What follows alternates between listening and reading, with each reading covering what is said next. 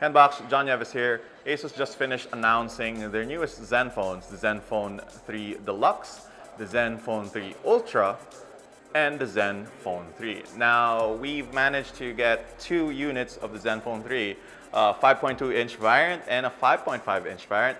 They're slightly different, but mostly the same. So we're going to be going through most of the differences and what's the same in both phones, and also give you our first hands-on of the ASUS Zenfone 3. While the ASUS Zenfone 2 was one of the best bang for the buck phones in its price category when it launched last year, as long as you didn't mind getting burned once in a while, it wasn't what you'd call a pretty phone. This year, everybody and their dog are coming out with phones that have a metal body, or at least a metal frame, so it was only natural that ASUS went the same route. With metal being as common as plastic on phones nowadays, how do you distinguish your own product from the rest of the pack? For ASUS, that meant hiding unsightly antenna lines and infusing their own distinctive co-eccentric design on the back of the phone. And in a way, it kind of works. The Zenfone 3 does look quite different from other phones in the market today, and it's surprising to see how big of an improvement there is on a phone when you can't see the antenna lines. The back of the phone isn't curved though, so it feels a little weird to hold in the hands if you're not used to a phone that's as thin as the 7.69mm Zenfone 3. It feels a little like the Samsung Galaxy A7 in a way.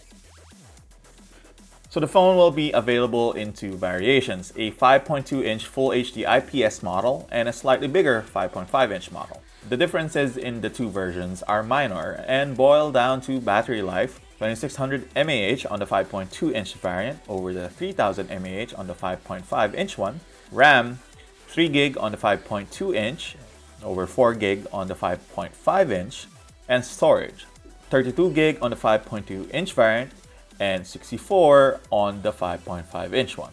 Other than that, the hardware stays the same: fingerprint scanner, high-res audio, and USB Type-C.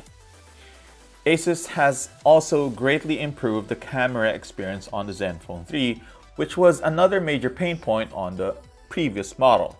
The Zenfone 3 now sports a 16-megapixel rear camera with a Sony IMX sensor, which now hosts a whole new gaggle of tech, namely 4-axis optical image stabilization, 3-axis electronic image stabilization, 6-element Largan lens, laser autofocus, phase detection autofocus, continuous focus, and 4K video recording, as well as color correction since it has an RGB sensor and a dual-tone LED flash.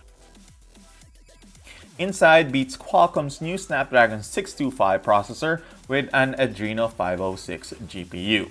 Unfortunately, we didn't have time to install games on the phone since we had very limited time with it, but from our brief time with the device, we could see that it was relatively quick.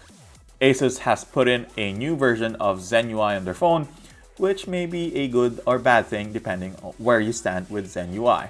The phone, by the way, runs Android Marshmallow out of the box.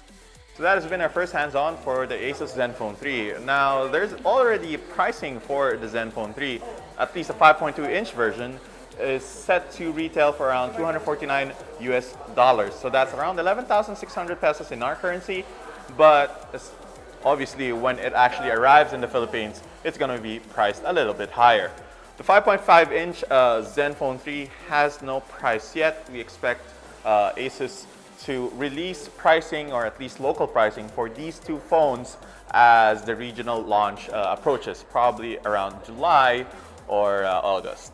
So that's pretty much it, Unbox. If you like this hands-on video, please like, subscribe, ask us anything about these two phones, and if we actually encountered it during our first hands-on, we're going to be telling you all about it.